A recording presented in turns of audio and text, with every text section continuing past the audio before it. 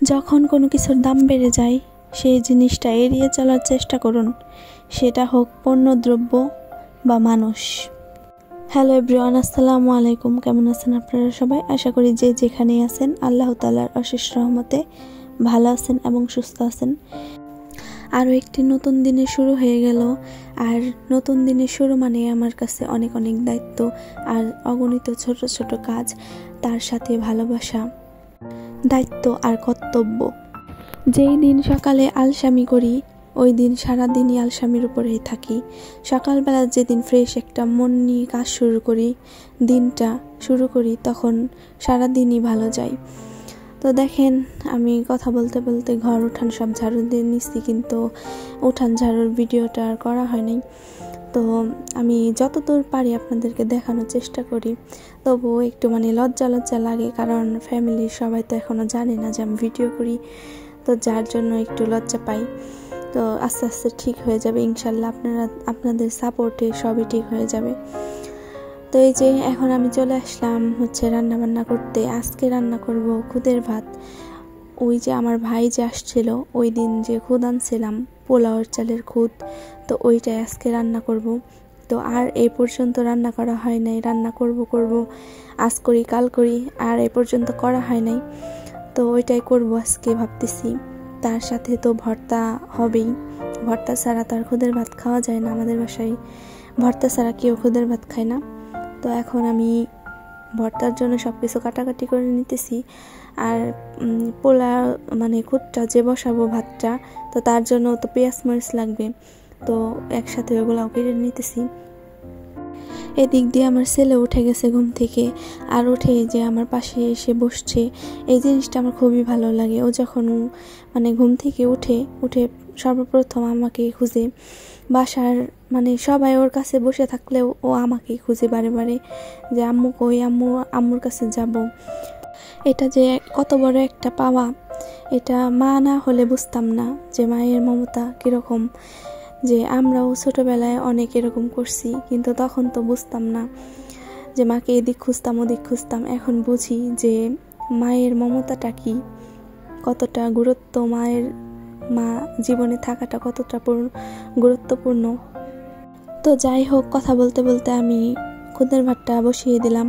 তো আজকে না একটু যেহেতু পোলাওয়ের চাল, তো পোলাওয়ের মতো করে রান্না করতেছি। যে একটু তেল দিলাম প্রথমে, যে পোলাওয়ের মতো এত তেল দিইনি, অল্প একটু তেল দিছি। তো এরপরে যে একটা তেজপাতা ছেড়ে দিলাম মাঝখান থেকে 2 টুকরা করে। তো এরপর পেঁয়াজ মরিচ দিয়ে যে আমি চালটা দিয়ে একটু কষিয়ে ভেজে নিলাম আর কি। তারপরে পানি দিয়ে দিলাম। তো পানি একটু কম হয়েছিল প্রথমে, তো তারপরে জার একটু দিয়ে দিলাম। তো এখন আমি দমে বসিয়ে রাখবো কিছুক্ষণ। ভাতের চাল দিয়ে খুদের ভাত রান্না করলে বাসার তেমন কেউ একটা পছন্দ করে না। তো এখন থেকে ভাবতেছি যে ওই চালটা খাওয়া বাদ দিয়েই দিব, যে পোলাওর চাল দিয়ে খুদের ভাত রানবো। তো দেখেন যে আমি বসাই দিলাম দমে। আর এদিকে ভর্তার জন্য আমি চিংড়ি মাছ আর বাঁশপাতা শুঁটি বের করে নিছি ভর্তার জন্য। তো এই যে আমার খুদের ভাতটা হয়ে গেছে, আর ভর্তার জন্য আমি পেঁয়াজ মরিচগুলো ভেজে নিতেছিলাম। ভর্তা বানানোর জন্য এই পেঁয়াজ মরিচ ভাজাটাই মেন। এটা যদি ভালো করে ভাজা না হয় বা ইনগ্রিডিয়েন্টসগুলো যদি ভালো করে ভাজা না হয়, তাহলে কিন্তু ভর্তা একটু মজা হবে না। তো যাই হোক, এখন আমি চিংড়ি মাছগুলোকেও ভেজে নিলাম। তো প্রথমে একটু তেল দিয়ে ভেজে নিছি, এরপর সামান্য একটু পানি দিছি। আমার কাছে একটু সন্দেহ লাগতেছিল, যে যদিও চিংড়ি মাছ নরম, অল্পতেই সিদ্ধ হয়ে যায়। তারপরে একটু পানি দিছিলাম সিদ্ধ করার জন্য, তো সিদ্ধ করে নিছি। আর এই যে এদিকে সকালবেলার মেন কাজ চা বানানো। তো আজকে একটু দেরি করে চা বানালাম। প্রতিদিন তো ঘুম থেকে ওঠার পরে আগে চা বানিয়ে তারপর কাজকর্ম সব শুরু করি আমার শ্বশুর শাশুড়িকে চা বানিয়ে দিয়ে। তো আজকে একটু দেরি করলাম, কারণ ওনারা ঘুমাইতেছে। তো আমার শাশুড়ি উঠে গেছে অনেক সকালেই, উঠে হাঁটতে বের হয়ে গেছে। আমার শ্বশুর ঘুমাই রয়েছে, তো উঠলে পরে দিব। এখন আমি যে ফ্লাক্সে চা রেখে দিব, ওনারা উঠলে খাবে। তো এই যে আমি চাগুলা বানিয়ে এখন ঘরে রেখে আসবো, ওনাদের ঘরে রেখে আসবো। তো তারপর উঠলে পরে দেওয়া যাবে। এখন আমি একটু চা খেয়ে নিতেছি। আমি আবার ওটার মধ্যে একটু দুধ দিয়ে দুধ চা বানাইছি। তো আমার দুধ চাটা অনেক পছন্দের, যদিও রং চা শরীরের জন্য ভালো, দুধ চা ভালো না, তো তাও একটু খেলাম আর কি। তো এখন আমি এই যে রান্না শেষ হয়ে গেছে, যার কারণে হচ্ছে খুদের ভাতগুলো বেড়ে নিতেছি হটপটের মধ্যে। এখন তো শীত এসে পড়েছে, তো দেখছেন আপনারা যে আমি চাদর গায়ে দিয়ে কাজ করতেছি।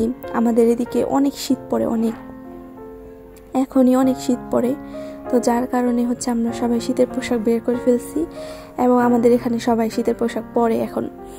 তো যাই হোক, এর কারণে হচ্ছে হটপটটা বের করে নিছি, এখানে বেড়ে রাখবো, কারণ রাফসানের আব্বু এরপর আমার ভাসুর ওনারা আবার অনেক পরে আসে মানে খাইতে। ওনারা খাইতে খাইতে তাও 10টা, 10:30, 11টা বেজে যাবে, যার কারণে হচ্ছে আমি হটপটের মধ্যে রেখে দিতেছি যাতে সে গরম গরম খেতে পারে। তো আমাদেরটা পাতিলের মধ্যেই থাকবে, আর এই যে ওনাদেরটা রেখে দিতেছি। তো আমার আজকের ভিডিও এ পর্যন্তই। সবাই ভালো থাকবেন, সুস্থ থাকবেন। আমার চ্যানেলটা অবশ্যই সাবস্ক্রাইব করে দিবেন, পাশে থাকা মিষ্টি ঘন্টাটা বাজিয়ে দিবেন যাতে পরবর্তী আমার জীবনের গল্পটা আপনাদের কাছে পৌঁছে যায় খুব সহজে।